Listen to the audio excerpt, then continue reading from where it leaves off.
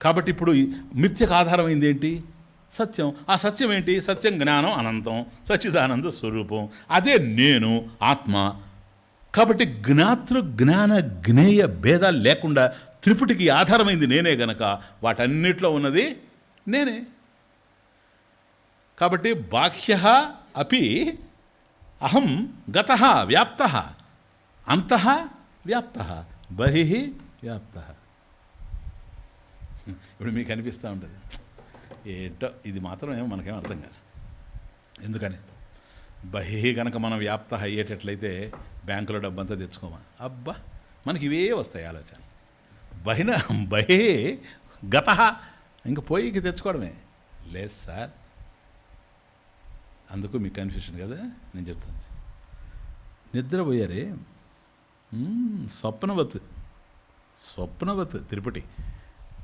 నిద్రపోయిన తర్వాత నిద్రలో నీ కల వచ్చింది, కలలో చూసేవాడు ఉన్నాడా? స్వప్నద్రష్ట లేడా? లేకపోతే కల ఎట్లా తెలుస్తుంది? కలలో స్వప్నద్రష్ట ఉన్నాడు. కాలిఫోర్నియాలో ఉన్నాడు ఇప్పుడు స్వప్నద్రష్ట. ఓకే, కాలిఫోర్నియా ఉందా లేదా? జ్ఞేయం జ్ఞాతెవరు? ఉన్నాడు అక్కడ కాలిఫోర్నియాలో ఉన్నాడు. యాక్చువల్గా మన ఆశ్రమం నిద్రపోతున్నాడు. కలలో కాలిఫోర్నియాలో ఉన్నాడు. కాలిఫోర్నియా జ్ఞేయం. ఇప్పుడు అర్థమైందే. కాలిఫోర్నియాని చూసేవాడు వీడు స్వప్నద్రష్ట జ్ఞాత. వాడికి ఏమని తెలుస్తుంది వాడు ఉండేది? వాడు ఎవరిని అడిగారు అనుకోండి, ఏం సార్ ఈ సిటీ ఏంటి సార్ అంటే, కాలిఫోర్నియా అండి. ఎక్కడ సార్? USA sir.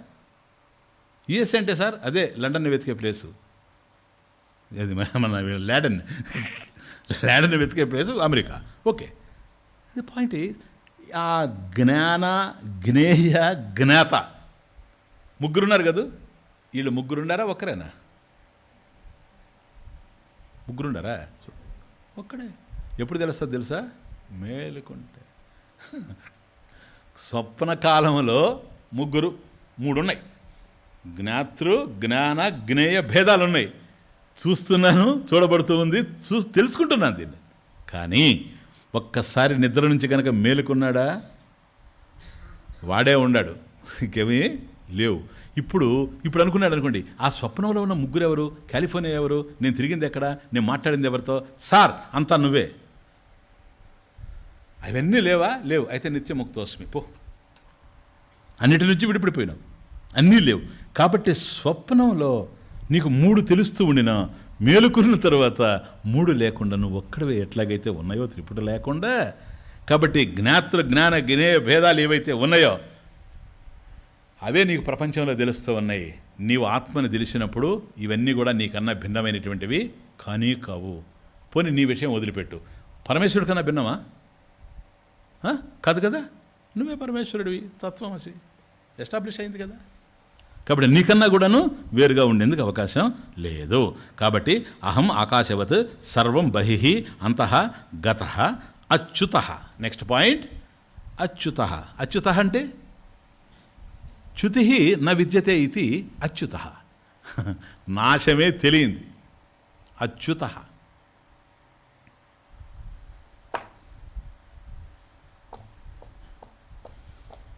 నాశం తెలియకుండా కొన్ని ఉంటాయి చూడండి. కానీ అది ఆత్మ కాదు. నాశం తెలియకుండా కొన్ని ఉంటాయి. ఎందుకుంటాయి అవి? నాశం కోసం ఉంటాయి.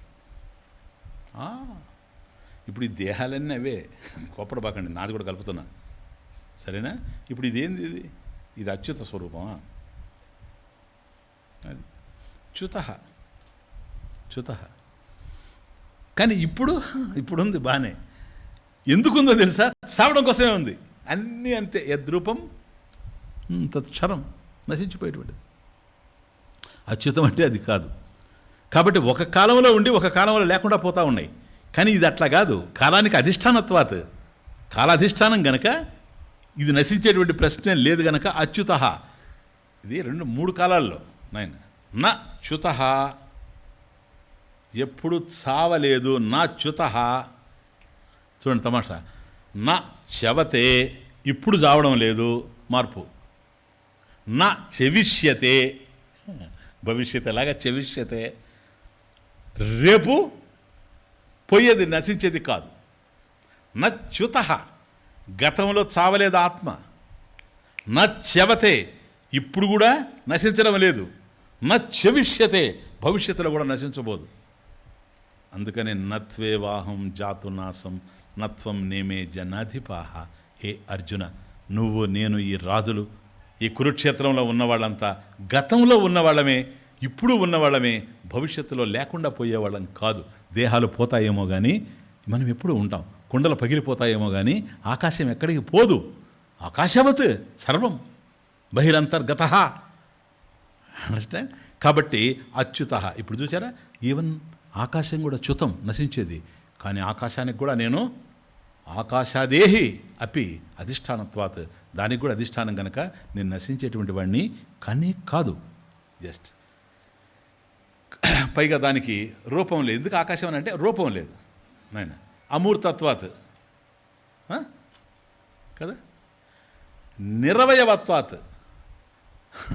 ఆకాశాన్ని ఎందుకు పోల్చాడు ఇంక ఇన్ని ఉండగా అంటే, ఆకాశం అమూర్తత్వాత్, దానికి రూపం లేదు, ఆత్మకు రూపం లేదు. ఆకాశానికి అవయవాలు లేవు. ఇప్పుడు మనకి చేతులు కాళ్ళు అన్నట్టుగా ఆకాశానికి ఏమి లేవు. ఉంటే అది కూడా పోద్ది. కాబట్టి నిరవయవత్వాత్, నిరవయవత్వాత్ అంటే కేవలం అవయవాలు లేనిటువంటిది నిరవయవం. ఆత్మ నిరవయవం, నిరవయవత్వాత్, ఇది కూడా అవయవాలు లేనటువంటిదే. కాబట్టి దీని ఇప్పుడు మీకు అనిపిస్తుంది స్వామీజీ ఇక్కడ ఒక చిన్న పాయింట్, గాలి కూడా అంతే కదా. వాయువు, పృథ్వీ తేజో వాయు ఆకాశాల్లో పంచభూతాలు ఏవైతే ఉన్నాయో ఆకాశాన్ని ఎందుకు తీసుకున్నాడు అంటే, ఆకాశం అయ్యా దానికి అవయవాలు లేవు, అందువలను తీసుకోవాల్సి వచ్చింది దాన్ని అని చెప్పాం ఇప్పుడు మనం. పైగా దానికి రూపం లేదు, అమూర్తత్వాత్, అందువల్ల అన్నాం.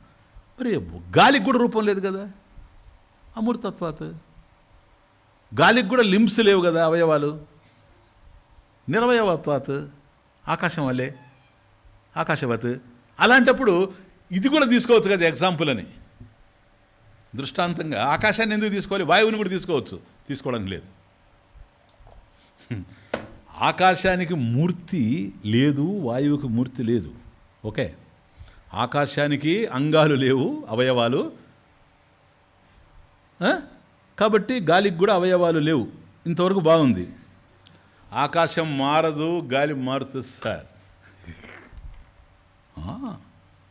గాలిలో వికారం ఉంది, ఆకాశంలో వికారం లేదు. ఇప్పుడు చూడండి, ఒకసారి చల్లగా వీస్తూ ఉంటుంది, అప్పుడు పాటలు రాసుకుంటారు చల్లగాలిలో అని. మళ్ళీ దుమ్మెత్తుకొని వచ్చింది అనుకోండి, కొంపలో పోతారు, అప్పుడు రాదు పాట. ఇది మార్పు. ఆకాశం ఏమైనా ఇట్లా చేస్తుంది లే. ఇప్పుడు అదే మంచి పోతూ ఉన్నాం అనుకోండి, అక్కడ ఒక పూల తోట ఉంది, మల్లె పూల తోట, అక్కడి నుంచి వచ్చింది అనుకోండి సువాసన. చూడు తమాషా, నిస్సంగం కాదు ఇది, కలుపుకొని వచ్చిందని కదా. గాలికి ఉంది అసలు వాసన. వాసన ఉంటే మళ్ళీ లోటు ఉంటుంది దానికి.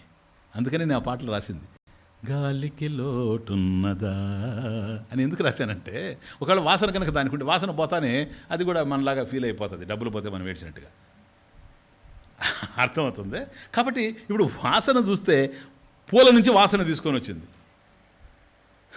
మనం అట్లా కదా. ఇప్పుడు గాలి వల్ల తమాషా ఏంటంటే, దీనికి వికారం ఉండడం వల్లనే మనం ఇంట్లో ఏమేమి పదార్థాలు అనేది లెక్కెడతాం. ఇప్పుడు ఇంటికి రాగానే, ఓహో ఈరోజు ఉప్మానా, ఎవరు చెప్పారా నీకు అని. వాసన సార్, ఆకాశం చెప్పదు. ఆకాశం ఉప్మా చేస్తుంది ఆవిడ అని. అప్పుడు ఆవిడ అనుకుంటుంది, అప్పుడు ఆవిడ తిట్టుకుంటుంది, ఆకాశం ఎంత మంచిదో చూడు ఆత్మలాగా. ఇది అనవసరంగా తీసుకెళ్ళి అతను ముక్కుకు పట్టించింది, లేకపోతే అతను పెట్టకుండా తినేయాలనుకున్నాను నేను. అర్థమవుతుంది ప్రాబ్లమ్స్ ఇవన్నీ. కనుక అది మంచి గంధాన్ని తీసుకొని వచ్చినప్పుడు సువాసన్ని చూడండి, సుగంధ సమీరం. ఇంక ఎంత ఉంటుంది కవిత్వం. సుగంధ సమీరం అంటే, సమీరం అంటే గాలి, సుగంధ సమీరం. ఆహా, మంచి సువాసన వెళ్తారు. అదే పేడ దెబ్బల దగ్గర పోయినాం అనుకోండి, దుర్గంధ వాయువు. దుర్గంధ వాయువు, సుగంధ సమీరం. ఇది కాదు సార్ వినీల ఆకాశం. ఎప్పుడైనా చూసుకున్నావు వినీల ఆకాశం, బ్యూటిఫుల్. కాబట్టి ఈ వికారాలు అందులో లేవు. అవయవాల విషయంలో, రూపం విషయంలో ఆకాశానికి గాలికి పెద్ద తేడా లేకపోయినా, వికారం చూస్తే వాయువులో వికారం ఉంది కనుక దీనిని ఆత్మ ఏదో ఒక దాన్ని పోల్చాలి. అందులో దగ్గరగా పోల్చాలనుకునేప్పుడు నియరెస్ట్ ఏది దృష్టాంతం అంటే ఆకాశవత్. క్లియర్?